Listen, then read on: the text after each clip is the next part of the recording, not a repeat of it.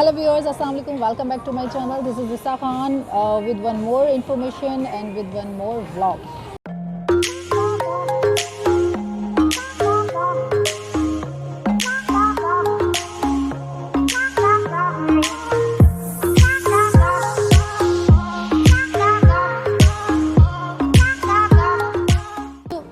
आज का जो वीडियो है, जो आज इन्फॉर्मेशन मुझे आपको दे रही है उन लोगों को जिनका ऑलरेडी वीज़ा एक्सपायर हो रहा है यहाँ पर यूएई में, और बाय 10th ऑफ अगस्त और 12th ऑफ अगस्त जिनके भी वीज़ा एक्सपायर हो रहे हैं, उन सब के लिए मेरी सजेशन ये है कि आप लोग एग्ज़िट ना करें, क्योंकि एग्ज़िट करने के बाद लोगों के माइंड में ये था कि वो दोबारा आ जाएंगे विज़िट वीज़ा पे।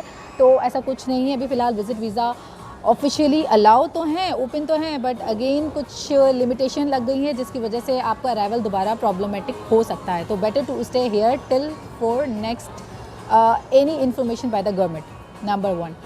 नंबर 2, मुझे आज़ाद वीज़े के लिए आपसे बात करनी थी। आज़ाद वीज़े की आपको अपडेट देनी थी कि आज़ाद वीज़ा क्या है। लोगों के जहन में आज़ाद वीज़े को लेकर काफ़ी सारी कन्फ्यूजन्स हैं, तो मैं आपको पहले क्लियर कर दूँ। Azad visa is one of the normal visa. Terminology wise अगर मैं बात करूँ तो आज़ाद वीज़ा लीगल टर्मिनोलॉजी नहीं है, बट ये जस्ट फॉर द इंफॉर्मेशन, या फिर ये कह लें कि एक अंडरस्टैंडिंग ईजीली लोगों को हो जाती है आज़ाद वीज़े से कि इसका बैकग्राउंड क्या है, इसकी फैसिलिटीज़ क्या हैं, इसलिए ये टर्मिनोलॉजी यूज़ की जाती है। ऑल्दो ये टर्मिनोलॉजी कहीं पेपर में आपको नज़र नहीं आएगी। पेपर में वीज़ा की टाइप वही होती है जो मैं ऑलरेडी एक्सप्लेन कर चुकी हूँ अपनी पुरानी वीडियो में। उसका लिंक मैं आपको यहाँ शेयर कर दूँगी, उसमें आप देख लेंगे कि वीज़े की क्या टाइप्स हैं और किस वीज़े का क्या पर्पज़ होता है। अच्छा, लेट्स कम टू दी आज़ाद वीज़ा अगेन। आज़ाद वीज़ा के बेनिफिट ये हैं कि आज़ाद वीज़ा को लेकर आप यहाँ पर अपना इजीली ट्रैवल भी कर सकते हो, यानी कि यूएई में आ सकते हो। अगर आपने इंडिया पाकिस्तानी, मेरे ख्याल से मैं साउंड थोड़ा स्लो करवा लूँ, इट्स टू नॉइसी, खुद ही कर दिया उन्होंने, उनको पता चल गया। अच्छा, तो उसका ये है कि आज़ाद वीज़ा आप ले लेते हैं तो उसका बेनिफिट क्या क्या आपको होते हैं। आज़ाद वीज़ा का सबसे पहला बेनिफिट ये है कि आप ऑफिशियली किसी के अंडर काम नहीं कर रहे। आपके पास वीज़ा है, 2 साल का रेजिडेंसी आपको अलाउ है, आप दुबई में रह सकते हो, लेकिन आप किसी के अंडर काम नहीं कर रहे। काम नहीं कर रहे ऐसा कैसा हो सकता है? वीज़ा तो एम्प्लॉयमेंट का है।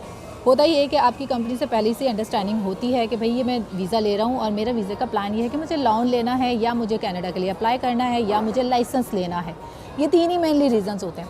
तो उसमें आप कंपनी से एनओसी लेकर आराम से बैठ जाते हैं। नंबर 2, उसके बाद अगर कोई अच्छी ऑप्शन आपके पास जॉब की आती है, जो कि यहाँ पे बहुत बड़ी बड़ी कंपनीज़ है, जैसे नून है, ऑनलाइन बिज़नेस की बात कर रही हूँ, अमेज़ॉन है, ऑनलाइन डिलीवरीज जो करती हैं, ये वो बड़े ग्रुप्स हैं जो ओन वीज़ा होल्डर को हायर करते हैं। इसमें ड्राइवर्स भी होते हैं, बाइक राइडर्स भी होते हैं और हेल्पर्स भी होते हैं, इंडोर स्टाफ भी होता है।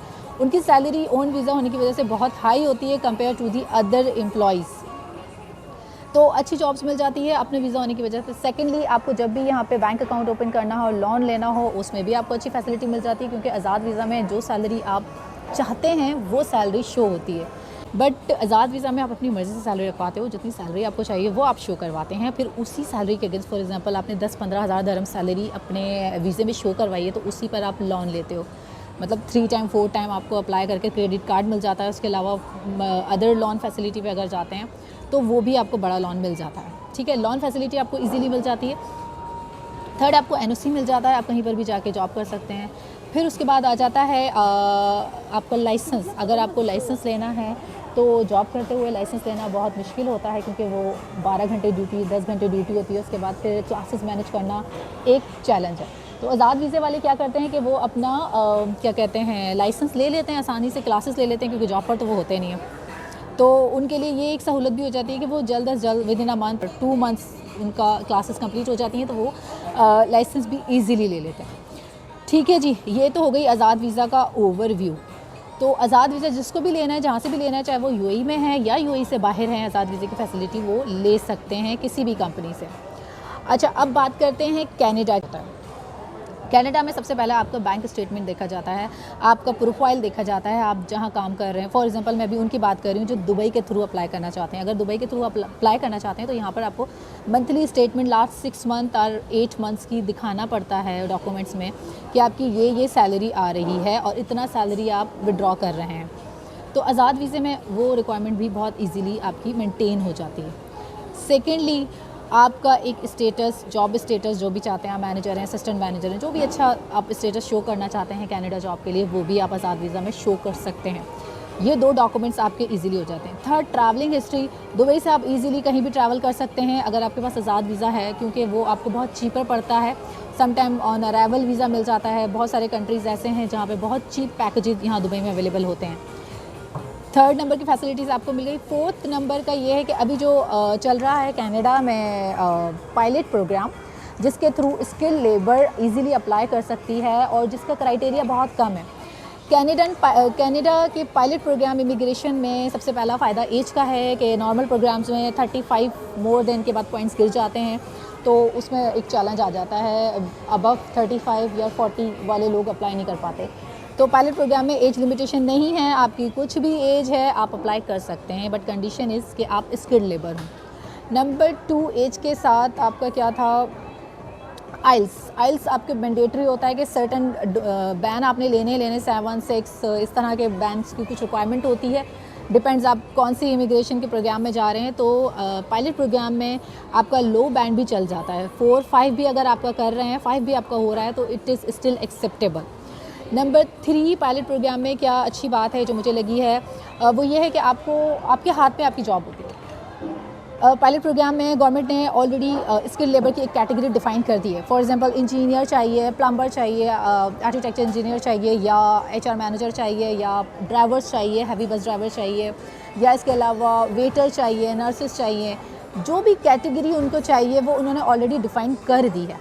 ठीक है, हर कैटेगरी, हर जॉब पोजीशंस के आगे उन्होंने एक कैटेगरी नंबर अलॉट कर दिया है, जिसे हम कैटेगरी नंबर कहते हैं, और एक और कोड है, कोड नंबर कहते हैं। ये 2 इन्फॉर्मेशन है जो आपने उनकी इन्फॉर्मेशन से निकालनी होती है।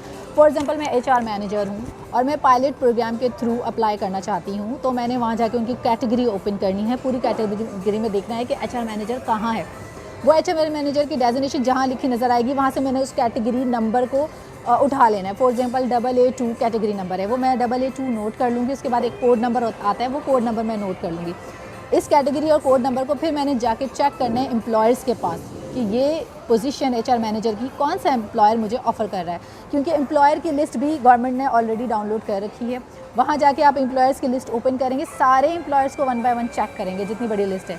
जो भी उस पोजीशन को ऑफ़र कर रहा होगा आपने उसको एप्लीकेशन डाल देनी है, वहाँ अप्लाई कर देना है और उसको रिक्वेस्ट कर देनी है कि आप पायलट प्रोग्राम के लिए अप्लाई करना चाह रहे हैं और ये पोजीशन चूँकि आप ऑफ़र कर रहे हैं, और पर आवर जो भी आपका लेबर चार्ज है जो भी आप पे कर रहे हो, you are okay with that. So वो आपको ऑफ़र लेटर दे देंगे। ऑफ़र लेटर को आपने अपने पास रखना है। और प्लस एक और अच्छी बात ये है कि वो एम्प्लॉयर जो भी होंगे, जो भी आपको जॉब ऑफ़र कर रहे होंगे, वो आपकी अकोमोडेशन को भी मैनेज करेंगे। ठीक है, ये भी एक प्लस पॉइंट है पायलट प्रोग्राम का। तो वहाँ से आपको ऑफ़र लेटर मिल जाएगा। ऑफ़र लेटर लेके आप इमिग्रेशन के लिए अप्लाई कर देंगे। इमिग्रेशन की रिक्वायरमेंट सिर्फ और सिर्फ ऑफ़र लेटर है जो आप खुद निकलवाएंगे, आप खुद सर्च करेंगे और आप खुद सबमिट करेंगे। उसके बाद बाकी डॉक्यूमेंट्स वही रहेंगे। आपका सैलरी का जो भी 6 मंथ 8 मंथ का रिकॉर्ड है वो आपको अटैच करना होगा, प्लस आप ऑफ़र लेटर अटैच करना होगा। उसके अलावा जो भी मैंडेटरी डॉक्यूमेंट्स होंगे वो जर्नल डॉक्यूमेंट्स हैं। आइल्स का अगेन मैं आपको बता चुकी हूँ, कोई इशू नहीं है, कोई सर्टन रिक्वायरमेंट नहीं है, एज का कोई चैलेंज नहीं है। तो आप पायलट प्रोग्राम के थ्रू बहुत आसानी से कनाडा मूव कर सकते हैं। और इसके अलावा आज़ाद वीज़ा आपके लिए बहुत हेल्पफुल होगा इस सिनेरियो में, क्योंकि आज़ाद वीज़ा के थ्रू आप अपना सैलरी स्केल मेंटेन रख सकते हैं, आप अपना लाइसेंस ले सकते हैं, प्लस आप यूएई के अंदर कोई भी जॉब अगर करते हैं तो वो आप उनको ऑफिशियली शो कर सकते हैं। तो आपके डॉक्यूमेंट्स बहुत स्ट्रांग हो जाएंगे। ठीक है, आज के लिए वीडियो इतनी है, फिर इंशाल्लाह नेक्स्ट वीडियो में मिलेंगे और अच्छी सी इन्फॉर्मेशन के साथ मिलेंगे, और फिर मैं आपको बताऊंगी बाकी नेक्स्ट प्रोग्राम। कनाडा के लिए अगर कोई और इन्फॉर्मेशन आपको चाहिए ओनली रिगार्डिंग पायलट प्रोग्राम मैं आपको हेल्प कर सकती हूँ, क्योंकि इसकी डीप स्टडी मैंने कर ली है। लोग जो इस वजह से कनाडा में अप्लाई नहीं कर रहे कि उन्हें एज का इशू आ रहा है, ओवर एज हो रहे हैं, या फिर उनको बैन का इशू आ रहा है, उनके एल्स बैन नहीं मीट हो पा रहे, तो वो पायलट प्रोग्राम के थ्रू थोड़ी सी मेहनत करके जा सकते हैं। चलें, ठीक है, इंशाल्लाह फिर नेक्स्ट वीडियो में मिलेंगे। और ये रेस्टोरेंट बहुत अच्छा है, मैं थोड़ा सा आपको उसका व्यू करवा दूँगी जहाँ मैं इस वक्त बैठी हुई हूँ। और इंशाल्लाह फिर नेक्स्ट वीडियो में आपसे डिस्कस करेंगे कोई अच्छा सा टॉपिक और कोई अच्छे से डिस्कशन। अपना ख्याल रखिएगा। Thank you so much.